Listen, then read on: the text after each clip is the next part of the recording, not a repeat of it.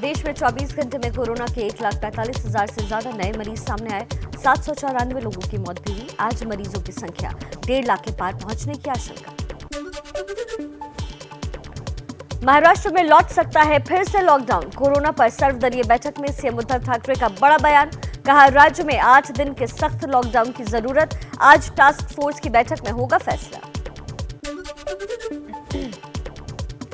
सर्वदलीय बैठक में पूर्व मुख्यमंत्री देवेंद्र फडणवीस बोले, पूर्ण लॉकडाउन लगाया तो जनता सड़क पर होगी। सरकार का पतन लोगों को बताना होगा, पूरा प्लान समझाना होगा।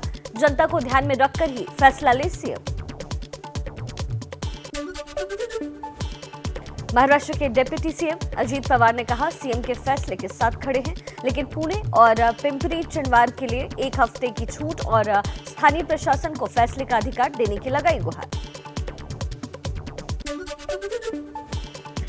महाराष्ट्र के स्वास्थ्य मंत्री राजेश टोपे बोले, वैक्सीन के लिए देवेंद्र फडणवीस जी केंद्र सरकार से करे बात। मुंबई, पुणे और नागपुर में वेंटिलेटर्स बढ़ाने की जरूरत पर दिया जोर। सर्वदलीय बैठक में नगर विकास मंत्री एकनाथ शिंदे ने कोरोना की दवा, रेमडेसिविर, वेंटिलेटर और ऑक्सीजन की कमी की रखी बात। कहा, मरीजों की संख्या बढ़ी तो मुश्किल हो सकती है। दिल्ली में कोरोना की नई गाइडलाइंस जारी की गई। शादी में 50 और अंतिम संस्कार में 20 से ज्यादा लोगों के शामिल होने पर रोक लगी। 50% क्षमता के साथ खुलेंगे रेस्टोरेंट और सिनेमा हॉल। मेट्रो और बस में 50% यात्री ही करेंगे सफर। महाराष्ट्र से दिल्ली आने वाले यात्रियों को 72 घंटे के भीतर आरटी-पीसीआर नेगेटिव रिपोर्ट दिखानी जरूरी है। अब रिपोर्ट नहीं होने पर 14 दिन क्वारंटीन होना होगा। दिल्ली में जारी है कोरोना का कहर। 24 घंटे में तकरीबन 7,900 नए मरीज सामने आए। एक्टिव मरीजों की संख्या तकरीबन 39,000 पहुंची। कंटेनमेंट जोन की संख्या 5,000 के पार। कोरोना को लेकर पीएम मोदी की अपील पर आज से 14 अप्रैल तक मनाया जाएगा टीका उत्सव।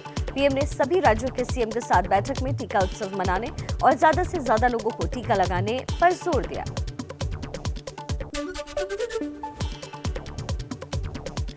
यूपी में भी आज से शुरू हो रहा है टीका उत्सव। सीएम योगी आदित्यनाथ ने 45 साल से ज्यादा उम्र के लोगों से बढ़ चढ़कर वैक्सीन लगवाने की अपील की।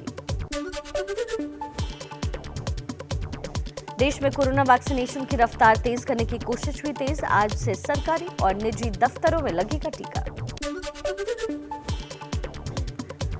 राजस्थान में सभी जिले में कोरोना वैक्सीन की कमी की खबर। राज्य के स्वास्थ्य मंत्री सुभाष गर्ग ने कहा, टीका उत्सव कैसे मनाएं जब वैक्सीन ही खत्म हो गई है। बिहार के वैशाली से भी आई वैक्सीन खत्म होने की खबर। टीके की किल्लत के चलते जिले के 85 वैक्सीनेशन सेंटर में से 70 पर लगा ताला। वैक्सीन को लेकर राहुल गांधी की चिट्ठी पर हरियाणा के गृह मंत्री अनिल विज ने दी नसीहत। बोले, ऐसे समय में राजनीति करना ठीक नहीं जब सारा देश कोरोना महामारी से जंग लड़ रहा है। चलिए कुछ और खबरें देख लेते हैं फटाफट अंदाज में।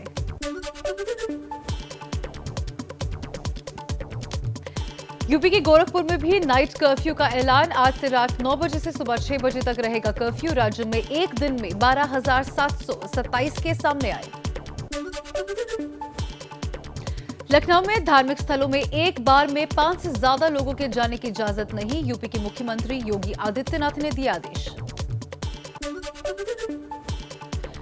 बढ़ते कोरोना के मामलों के बीच लोगों को सता रहा है लॉकडाउन का डर। लखनऊ के चारबाग स्टेशन से आई तस्वीरें। बड़ी संख्या में सामान के साथ पलायन कर रहे हैं लोग।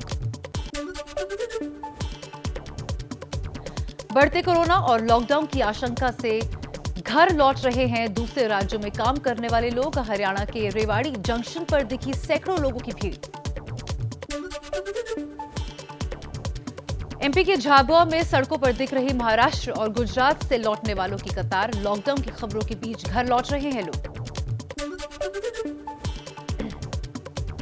कोरोना को लेकर कानपुर आईआईटी का दावा। यूपी में 20 से 25 अप्रैल के बीच पीक पर होगा वायरस। रोजाना करीब 11,000 लोगों के महामारी की चपेट में आने की आशंका। कैमूर के नवदोई विद्यालय में कोरोना का कहर, एक छात्र समेत 14 लोग कोरोना संक्रमित हुए। कैंपस के ही आइसोलेशन वार्ड में रखे गए सभी मरीज। देवास में मौत के बढ़ते आंकड़ों से विचलित हुआ। अंतिम संस्कार का सामान बेचने वाला बुजुर्ग एमपी के सीएम और पीएम मोदी को लिखी चिट्ठी, स्वास्थ्य सेवाओं पर और ज्यादा ध्यान देने की गुहार लगाई। पंजाब के कैप्टन अमरिंदर सिंह का बयान, कहा कृषि कानूनों को लेकर पंजाब के लोगों में केंद्र सरकार के खिलाफ गुस्सा है, जिसका टीकाकरण पर असर हो रहा है। पश्चिम बंगाल में कूच बिहार हिंसा में 4 लोगों की मौत के बाद चुनाव आयोग का सख्त आदेश, 72 घंटे तक जिला में किसी भी नेता की एंट्री पर रोक। आज सीएम ममता बनर्जी ने कूच बिहार जाने का ऐलान किया था।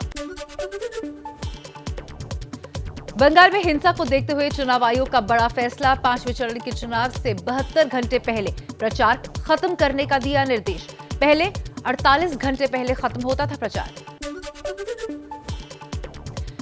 चौथे चरण की वोटिंग के दौरान कूच बिहार के एक पोलिंग बूथ पर जमकर बवाल हुआ। झड़प में 4 लोगों की मौत। टीएमसी का केंद्रीय सुरक्षा बलों पर फायरिंग का आरोप। कूच बिहार फायरिंग पर सीआईएसएफ ने बयान जारी किया, कहा उपद्रवियों ने हथियार छीनने की कोशिश की थी। हथियारबंद लोगों के हमले के बाद आत्मरक्षा में चलानी पड़ी थी गोली। बंगाल चुनाव के दौरान हिंसा के चलते केंद्र सुरक्षा बलों की 71 और कंपनियों को बंगाल भेजा गया। बीएसएफ, सीआरपीएफ और आईटीबीपी के जवान शामिल हैं इसमें।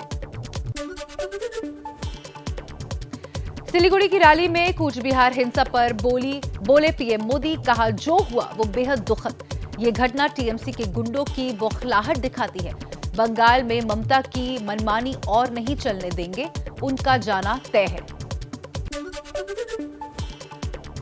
कूच बिहार हिंसा पर ममता का पीएम मोदी पर निशाना, कहा क्या मृतकों के परिजनों से मिलना पीएम की जिम्मेदारी नहीं? घटना पर पीएम मोदी का रवैया शर्मनाक है। अमित शाह से कहा कि उनको सुरक्षा बलों अमित शाह के कहने पर ही सुरक्षा बलों ने चलाई गोली। गृहमंत्री इस्तीफा दें। बंगाल बीजेपी अध्यक्ष दिलीप घोष का पलटवार, कहा गृहमंत्री अमित शाह को नहीं बल्कि ममता बनर्जी को देना होगा इस्तीफा। दीदी जैसे जैसे हार रही है वैसे वैसे लोगों को उकसा रही है। कूच बिहार हिंसा को लेकर चुनाव आयोग से मिला टीएमसी का प्रतिनिधिमंडल। बीजेपी ने भी चुनाव आयोग से मुलाकात कर घटना की जानकारी दी। नदिया की रैली में भी पीएम मोदी ने ममता पर साधा निशाना, कहा बीजेपी को विचारों की ऊर्जा बंगाल से ही मिलती है। बंगाल की धरती घुसपैठ और तोलाबाजी से मुक्त होगी। बंगाल चुनाव के चौथे चरण में 76% मतदान, कई इलाकों में झड़प। बेहाला में पायल सरकार और हुगली में लोकेट चैटर्जी की गाड़ी पर हमला हुआ। ममता के रणनीतिकार प्रशांत किशोर की चोट को लेकर विवाद। बीजेपी का दावा, प्रशांत किशोर ने कही बीजेपी की जीत की बात। प्रशांत ने कहा कि पूरी चैट को क्यों नहीं जारी किया गया, फिर दोहराया कि 100 सीट के पार नहीं जा पाएगी बीजेपी।